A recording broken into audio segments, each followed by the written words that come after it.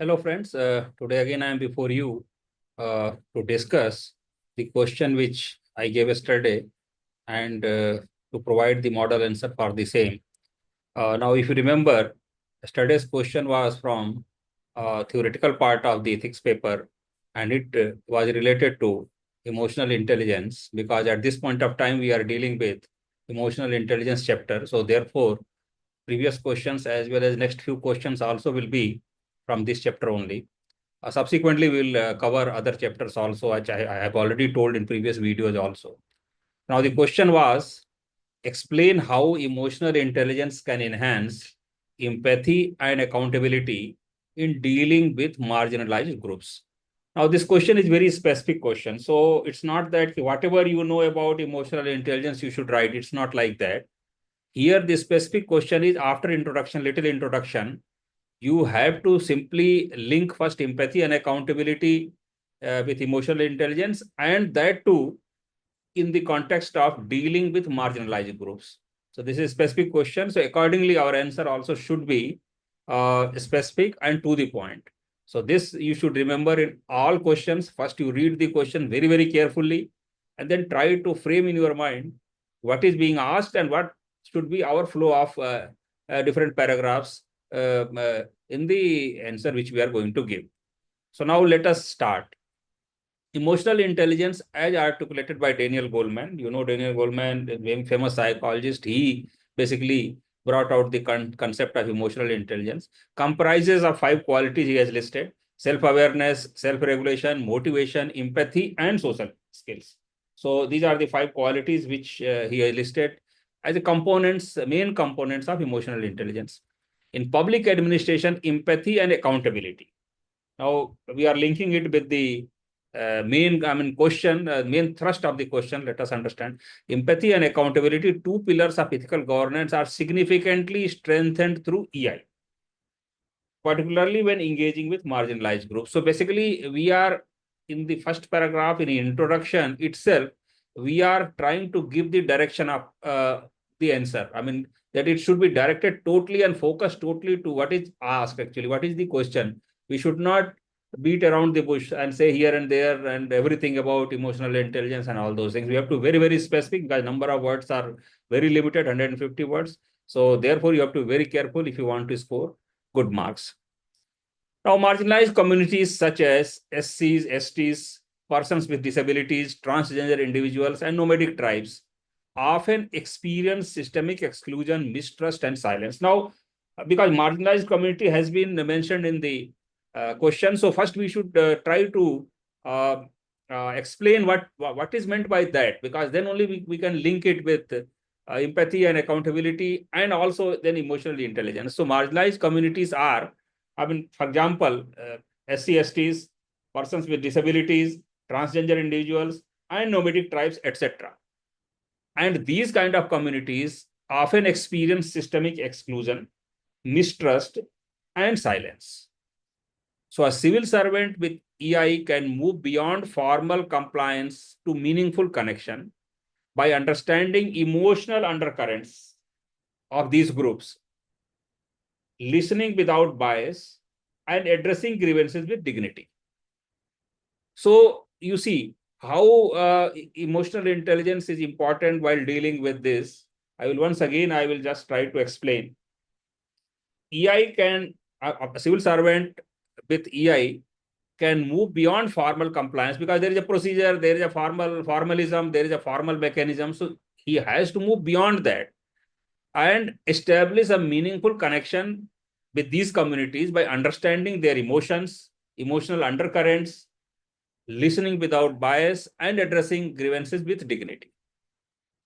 Empathy, a core component of EI. Now we are coming to two main points which were asked in question. Now, if you see, one is empathy and another is accountability. Marginalized groups already we have discussed. So how empathy and accountability are enhanced by emotional intelligence while dealing with these groups, that is what we are going to explain. Empathy, a core component of EI, because this is one of the 5 components listed by Goldman, fosters compassionate engagement, Then we have to quote some examples also, as you know, because ethics paper or ethics answer is not complete without live examples. And unless you quote that, you will not get good marks. So please understand that. So you have to definitely quote some examples. You have to quote some ethical theories if required. You have to quote some document which mention various ethical administration. So all those things you have to do. So here we are quoting one example. For instance, one IS officer in Chhattisgarh, public communication and grassroots interaction in Chhattisgarh built trust with tribal communities. He dealt with tribal communities, which are marginalized communities, of course, in a very nice manner. And then he was able to build trust with them, reflecting emotionally intelligent outreach. Then now let us come to accountability. EI also deepens accountability by promoting moral sensitivity. Officers with EI internalize responsibility not just for policy execution, but for outcomes that uphold justice and equity. So this is again important. It's not that because policy execution almost everybody does, because you are a civil servant, you will be given some scheme, program, uh, some uh, some procedures will be there, then you will be asked to implement that. Following that procedure, you will anyway do. But here, it's not that policy execution, but outcomes that uphold justice and equity, because marginalized communities are, I mean, basically in requirement of this kind of this approach, because usually outreach to them is very, very difficult. Understanding their emotions is very, very difficult. Understanding their plight or their social standing in the society is very difficult. So a person with EI can understand it better, and then accordingly he will be through accountability, the outcomes he will be addressing is justice and equity. Now, such accountability is rooted in self-awareness and ethical responsiveness, not mere fear of audit. Because audit will be, see, for every program, the inspections, audits, etc. are done. But here, it's not fear of audit or fear of inspection or fear of verification by superior officers or by some third party or anybody. Here, it's self-awareness, because EI makes a bureaucrat or civil servant self-aware, and he voluntarily takes actions which are ethical in nature, which are justified in nature, which promote equity and fairness in the society. Now, again, second Administrative Reforms Commission recognizes EI as an essential component for citizen-centric governance. They have also recommended for including it in training or in evaluation of the officers. So now we'll conclude. Thus, EI bridges the gap between institutional authority and human vulnerability, ensuring governance that is not only efficient, but empathetic, inclusive, and ethically grounded. Now, in this question, I mean, I keep on telling to in all videos and otherwise also when I take classes of the students, see, we have to use certain ethically loaded words which are relevant to that question. I strongly suggest you please have a notebook or either physical or digital, in which for every chapter you should note down ethical theories, ethical words, phrases, etc., which you should understand also, and which while answering the questions you should use also, so that I mean, it will not only impress the examiner, but also the examiner will feel that you understand the subject well and you are basically quite deep into the subject. So please do that. And in this answer also, you may be seeing that some ethically loaded words have been used in almost all the paragraphs, and the logical flow is there. And to the point answering is very, very important. So first understand the question, what is asked. You don't go beyond that, because if you go beyond that, you will be writing something for which no marks will be given. So please be very, very careful. Now let us see what case study we will be taking tomorrow. The case study is like this.